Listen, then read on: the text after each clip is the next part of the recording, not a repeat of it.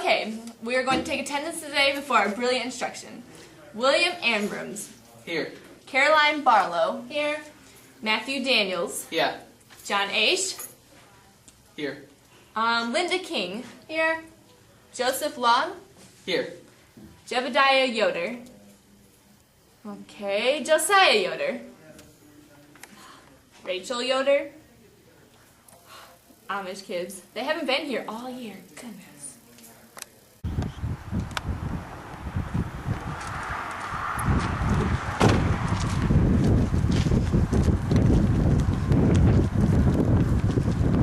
Jonas Yoder?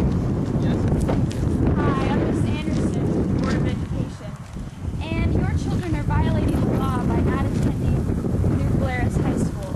Well, we don't want them to go to high school. It violates their religious property. Well, I'm going to have to take you to court then. Okay then. The case of Wisconsin versus Yoder, Greene County Court. All rise for Judge Berger. You can have a seat. Oh, okay. All right. What seems to be the problem? Well, the problem is that this man here will not send his kids to school after 8th grade. And the law says that they need to go to school till they're 16 years old. And him and 2 other families just pulled their kids out of school, and they haven't been there all year. Why have long. you done this? If they go to school, they violate a religion, and we're protected. That's protected under the First Amendment. Okay. Let's take a short break while the jury discusses this. Alright, you've been convicted for your children not attending school, and you'll be fined $5 for each child. Do it to him! Go. We're all the kindred of the capital fly. In the meantime, against thou shalt awake, shall Romeo by my letters no more teach, and thither shall he come. And he and I will watch my waking. And that very night... They fined us $5. For the children? Yes. What are we going to do? I don't know. I think we should write an appeal and go to Supreme Court. Okay. Hey, that's a federal offense. Stop it right now. The religious scruples of the Amish are opposed to the education of the children beyond the grade school. I just believe the court's conclusion. The matter is within the spectrum of parents alone. The court's analysis is the only interests at stake in the case are those of the Amish parents on the one hand and those of the state on the other. The difficulty with this approach is that despite the court's claim, the parents are seeking not only their own free approach, that is, despite the court's claim.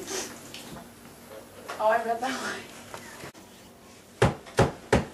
Alright, so what's the case here? This guy still won't send his kids back to high school. If we send our kids to high school, it violates our religion, and we're protected by the First Amendment from that. I see. But the law says they have to go to school until they're 16. I see. First Amendment. I, Justice Douglas, agree with the court that the religious scruples of the Amish are opposed to the education of their children beyond grade school. Yet I disagree with the court's conclusion that the matter is within the discretion of the parents alone. The court's analysis assumes that the only interests at stake in this case are those of the Amish parents on one hand and those of the state on the other. The difficulty with this approach is that despite the court's claim, the parents are seeking to vindicate not only their own free exercise claims, but also those of their high school aged children. On this important and vital matter of education, I think the children should be entitled to be heard. While the parents normally speak for the entire family, the education of the child is a matter on which the child will often have to have decided views. I may want to be a pianist or an astronaut or an oceanographer. To do so, he will have to break from the Amish traditions. In the future of students, not the future of the parents, that is imperiled by today's decision. If the parents keep his child out of school beyond the grade, then the child will be forever barred from the entry into a new and amazing world of diversity, that we have today.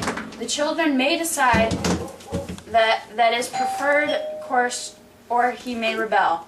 It is the student's judgment, not his parents', that is essential if we are to give the full meaning to what we have said about the Bill of Rights and the rights of the students to be the masters of their own destiny. If he is harassed to the Amish way of life by those in authority over him, and if his education is truncated, his entire life may be stunned and deformed. The child, therefore, shall be given an opportunity to be heard before the state gives the exemption which we honor today. Despite Justice William O. Douglas's dissent, the U.S. Supreme Court has ruled unanimously in favor of Yoder. That stinks.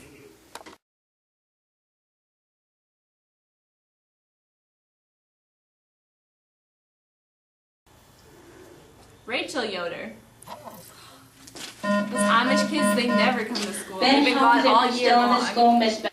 The case of Wisconsin versus Yoder. Greenhouse. An amazing world of diversity that we have today. The children may decide that is preferred course, or he may to vindicate not only their own free exercise claims, but also those of their high school age children. Do you mind? Sorry. On this important and vital matter of education, I think the children should be entitled to be heard. While the parents' absent dissent normally speak for the entire family, the education of the children is the matter on which the child will often have speak for the entire family to decide view. Stop.